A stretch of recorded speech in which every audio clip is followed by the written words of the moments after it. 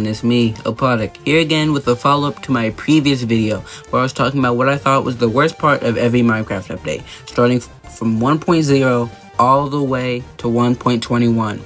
So in this video, I'll be talking about what I think is the best part of every update. Also, shout out to these 3 people right here for commenting on my last video.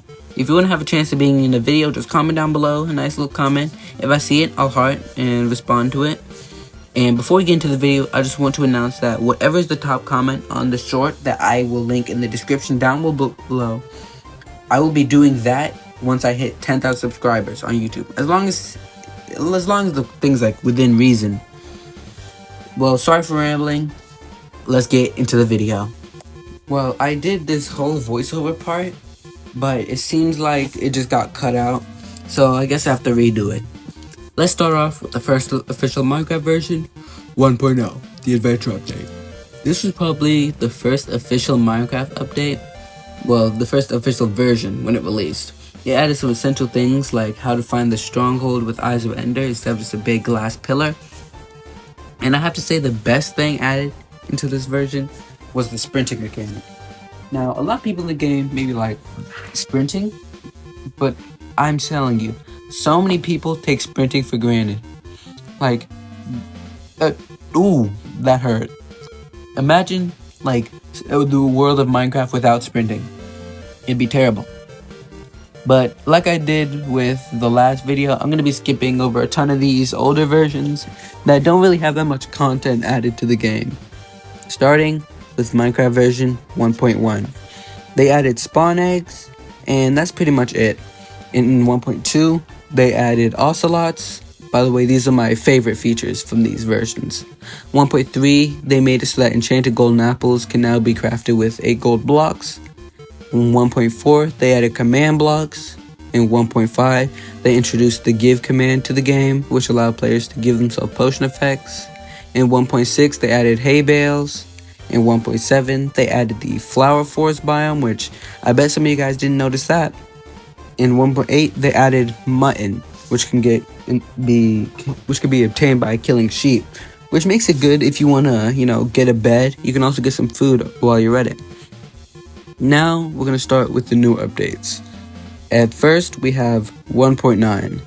I'd have to say the best part about this update is the health regeneration that relies on saturation. And if you don't know what I mean, if you go to a newer version, go on half a heart, then eat steak to get to full HP, you will see what I'm talking about. That is the saturation. Now, we're going to get to 1.10.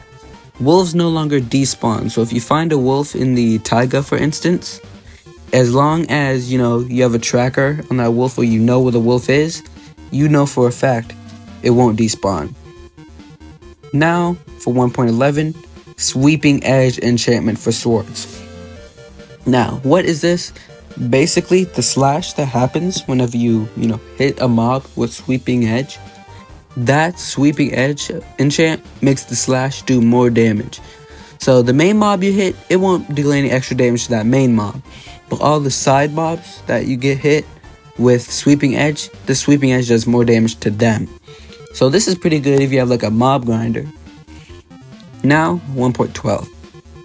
This is probably one of my favorite mod packs. No, not mod packs. This is probably one of my favorite versions since it's utilized by so many mod packs. And maybe a lot of mods too. But I'd say the best part about this update is definitely, concrete and concrete powder that they added. Like, not many people use concrete or concrete powder, but the fact that they're there makes it such a good instance to the game, Now, let's get to 1.13. This update barely added anything interesting, but you can now crawl with a trapdoor, I guess. But I'd say swimming's also a little nice implement. And for 1.14, they added a ton of new variants of decorative blocks. So like polished diorite stairs, slabs. Same for andesite, granite, and what's the third one? Fourth one, I think. I can't really remember it right now, but someone tell me in the comments. 1.15, they mainly added bug fixes, but I'd say the best part about this update is probably just the bees, because that's really it. Now, 1.16. This update is dear to my heart, purely from the fact that it's one of the biggest updates to drop in the past 10 years. I'd say my favorite part about this update are definitely the piglins. Like, the piglins add a nice feature to the nether, you know? They aren't everywhere, but there is a good amount of them. And the bastions, you know, you can raid them for insanely good loot, all this stuff.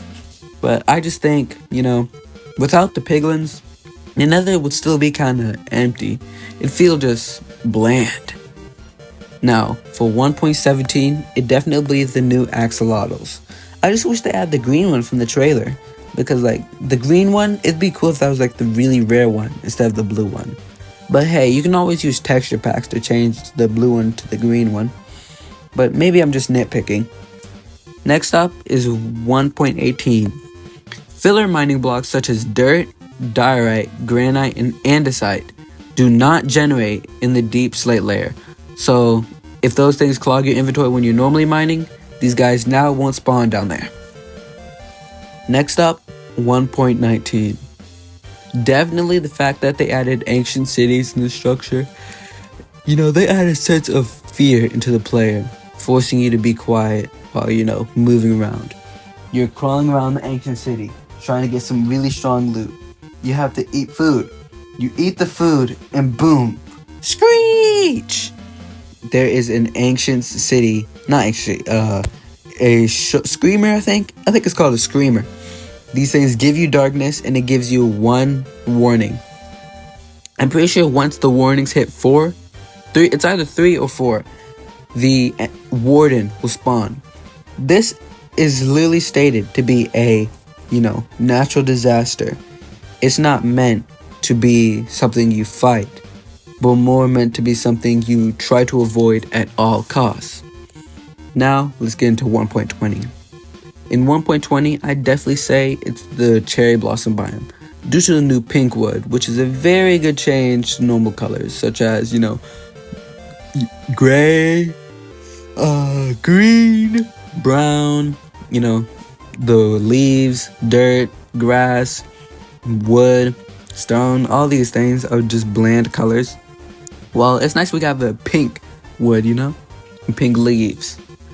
And 1.21, definitely the new breezes in the trials. And I see a lot of people complaining that there's so much copper down there. But to be fair, it makes sense why there's so much copper down there. In the Minecraft world, there's so much copper that it makes sense in the lore that these things were built out of copper. You know what I mean? But hey, if you made it this far in the video, comment on Corebread. And since you made it to the end, I appreciate it if you liked and subscribed. I'll see you on the next one, and this video was inspired by Omicron Gaming.